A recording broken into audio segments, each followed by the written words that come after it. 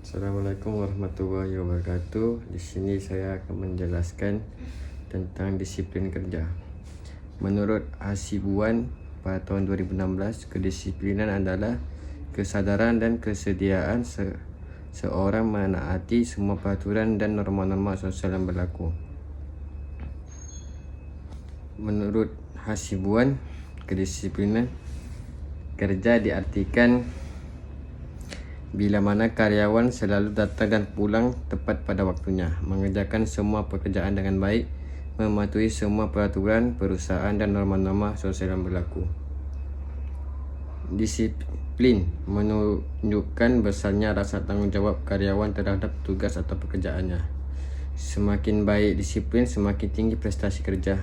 Sebaliknya, tanpa disiplin karyawan organisasi perusahaan sulit mencapai hasil yang optimal. Kedisiplinan, kesadaran, kesediaan. Kedisiplinan adalah kesadaran dan kesediaan seseorang menaati semua peraturan perusahaan dan norma-norma sosial yang berlaku. Kesediaan adalah sesuatu sikap, tingkah laku dan perbuatan seseorang yang sesuai dengan peraturan perusahaan baik yang tertulis maupun tidak. Kesadaran adalah sikap seseorang yang secara sukarela menaati semua peraturan dan sadar akan tugas dan tanggungjawab. Perlunya peraturan dan hukum dalam kedisiplinan. Peraturan sangat diperlukan untuk memberikan bimbingan dan penyuluhan bagi karyawan dalam menciptakan tata tertib yang baik di perusahaan.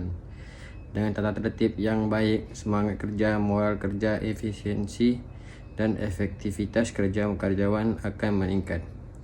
Hukum diperlukan untuk meningkatkan kedisiplinan dan mendidik karyawan supaya menaati semua peraturan perusahaan. Pemberian hukuman harus adil dan tegas terhadap semua karyawan. Indikator kedisiplinan. Tujuan dan kemampuan. Tujuan harus jelas, cukup menentang serta sesuai dengan kemampuan karyawan. Teladan pimpinan. Pimpinan menjadi panutan, harus menjadi contoh yang baik, disiplin, jujur, adil, serta sesuai kata dengan perbuatan. Balas jasa. Kedisiplinan karyawan tidak mungkin baik bila balas jasa kurang memuaskan. Keadilan.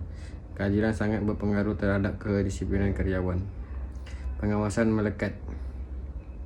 Atasan secara langsung mengawasi perilaku dan pekerjaan karyawan. Indikator kedisiplinan. Sanksi hukum. Sanksi hukuman berperan penting dalam memelihara kedisiplinan karyawan. Ketegasan.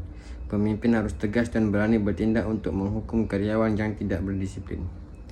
Hubungan kemanusiaan. Hubungan kemanusiaan yang harmonis dapat memotivasi kedisiplinan yang baik. Aspek-aspek disiplin kerja. Kehadiran hal ini mencakup kedatangan karyawan untuk bekerja, ketepatan waktu karyawan dating ke tempat kerja setiap harinya, dan durasi kerja penuh sesuai dengan waktu yang telah ditentukan. B. Ketaatan pada peraturan kerja. Hal ini mengenai pemahaman karyawan terhadap peraturan kerja serta mengikuti pedoman kerja yang ditetapkan oleh perusahaan. C. Ketaatan pada standar kerja. Hal ini dapat dilihat melalui besarnya tanggungjawab karyawan dan diamanahkan kepadanya dan karyawan yang bekerja sesuai dengan fungsi serta tugasnya. Terima kasih.